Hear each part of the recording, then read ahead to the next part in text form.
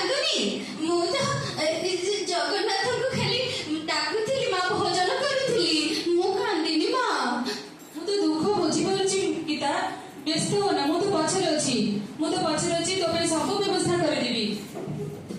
ମା ଜାଣିଛ ଆଜି ନା ଆମ ସ୍କୁଲରେ ଧର ମତେ ମା ଆଜି ନା ଆମ ସ୍କୁଲରେ ସମସ୍ତଙ୍କୁ ୟୁନିଫର୍ମ ମିଳିଲା ମା।